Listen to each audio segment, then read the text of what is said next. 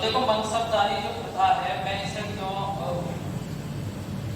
इस कंसेप्ट को बार बार समझा रहा हूँ, क्यों इसको बता रहा हूँ, क्योंकि यहाँ से क्वेश्चन हर दूसरी परीक्षा में पूछा जा रहा है। ठीक है, चाहे परीक्षा किसी भी स्तर की हो। तो सबसे पहले तो आप याद रखें कि मनसबदारी जो प्रथा थी, जैसे कि पढ़े भी होंगे पहले, जिसमें फर्स्ट ईयर में या फिर इंटर में हिस्ट्री रही हो जिसपे, या फिर बीए में आपने भी हिस्ट्री रही हो तो भी पढ़े होंगे। तो मनसबदारी प्रथा, जैसा कि मैंने यहाँ लिखा है, इसकी शुरुआत जो की थी वो भारत में अकबर ने की थी। सबसे पहले तो ये याद रखना। हालांकि हम अकबर पढ़ चुके और मैंने उस समय भी इसके बारे में थोड़ा बहुत हिंट पॉइंट बताया था। ठीक है, तो मनसबदारी प्रथा की शुरुआत सबसे पहले तो याद रखना कि अकबर ने की थी। दूसरा याद रखना कि सन 1575 में इसकी शुरुआत अकबर के द्वारा की।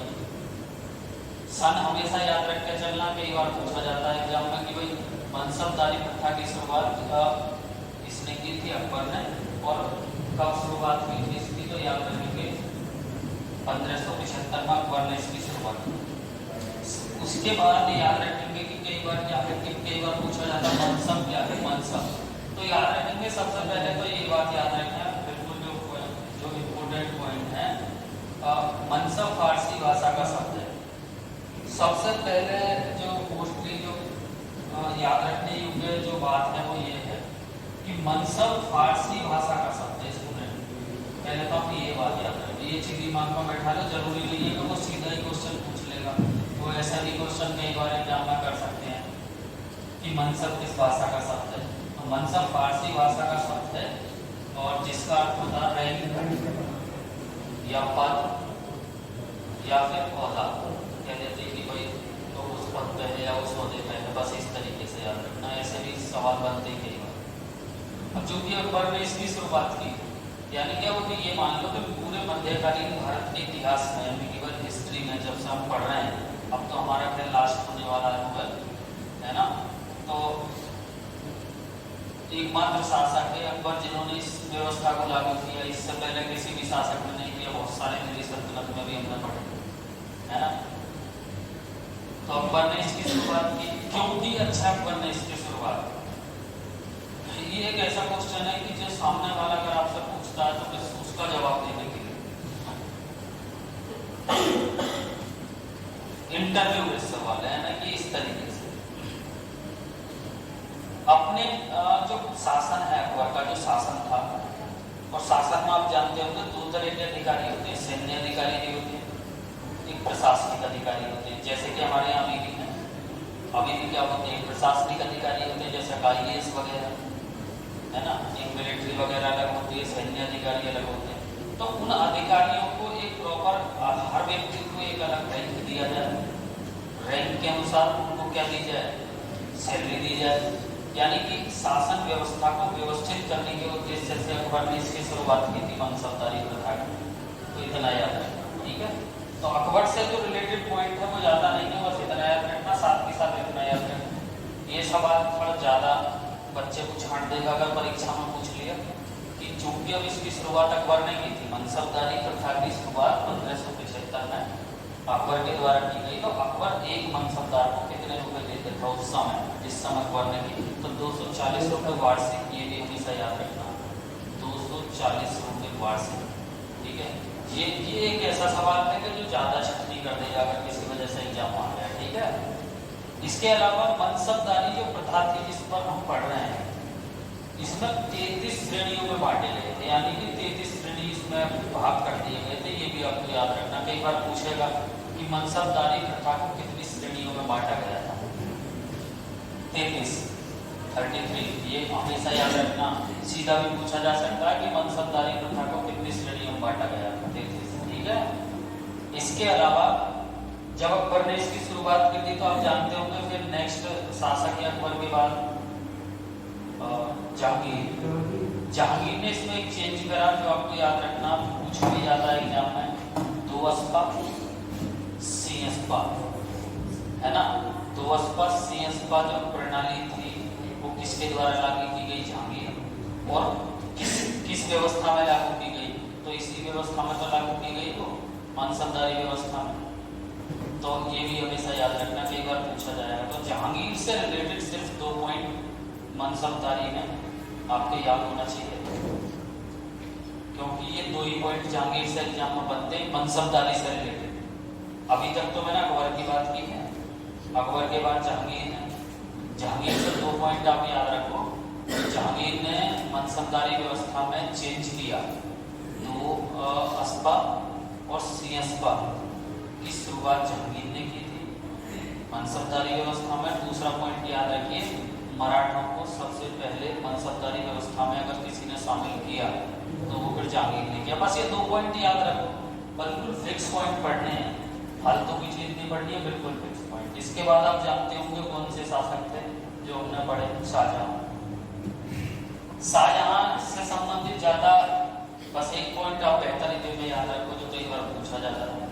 इन्होंने मनसबदारी व्यवस्था में क्या किया, जितने भी सैन्य अधिकारी है या प्रशासनिक अधिकारी है उनको मासिक वेतन देने की शुरुआत कर दी।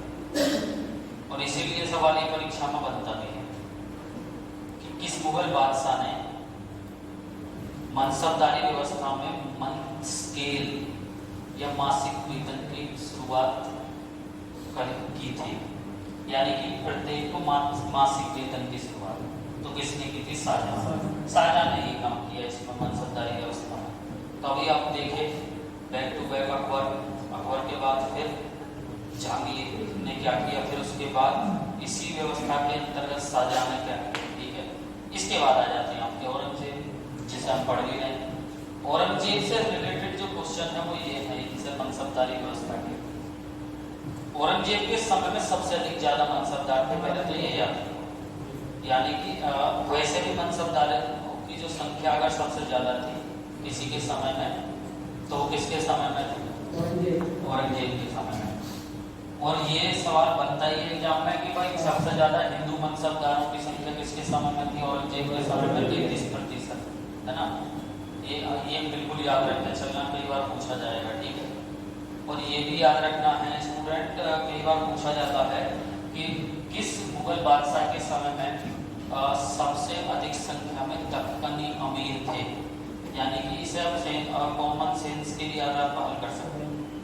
अभी जैसा मैंने बताया कि औरंगजेब एक से मुगल बादशाह के समय में सबसे ज्यादा क्या थे, सबसे ज्यादा मनसबदारों की संख्या थी, तो अपने आप हल कर सकते हैं।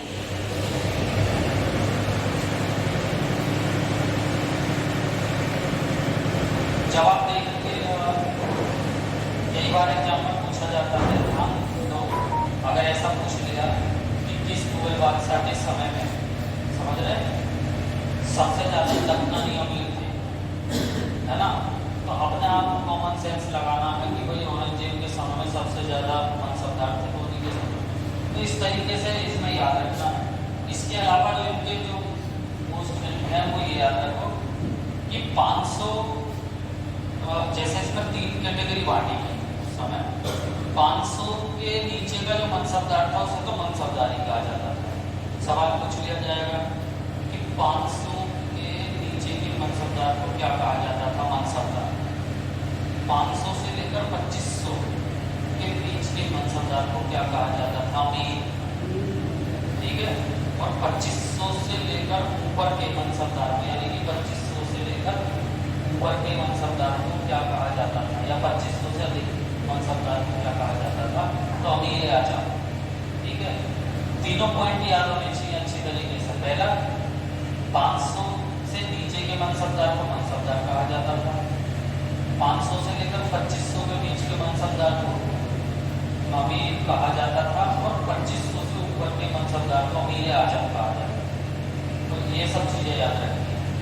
साथ ही साथ अगर एग्जाम में बन जाए कि ये जो मनसबदारी प्रथा थी इसकी उत्पत्ति कहाँ हुई, अगर ऐसा सवाल बन जाए तो याद रखना मध्य एशिया में इसकी उत्पत्ति हुई थी। जो हमें याद रखना, मध्य एशिया यानी कि मिडिवल एशिया।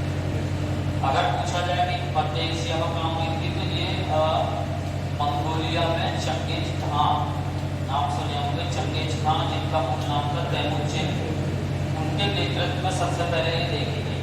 तो यहाँ से ज़्यादा याद रखने की जरूरत नहीं है, बस इतना याद रखो किसी भी एग्जाम के लिए मनसबदारी प्रथा का विकास कहाँ हुआ सबसे पहले, अगर ऐसा पूछ ले विकास, तो ये मध्य एशिया में हुआ था, ऐसा याद रखना। मध्य एशिया में भी कहाँ हुआ था, अगर ऐसा पूछ ले मंगोलिया में। किसके नेतृत्व में सबसे पहले देखी गई, अगर ऐसा पूछ ले तो चंगेज खां के नेतृत्व में देखी गई, जिनका मूल नाम था तैमूर। ठीक है, तो ये कुछ ऐसी चीजें हैं जो हमें टोटल मनसबदारी प्रथा से मालूम होनी चाहिए। और वास्तव में ये बहुत बेहतरीन पॉइंट है जो लगभग हर दूसरे एग्जाम में सब पूछा जाता है। ठीक है, तो दोस्तों वीडियो को लाइक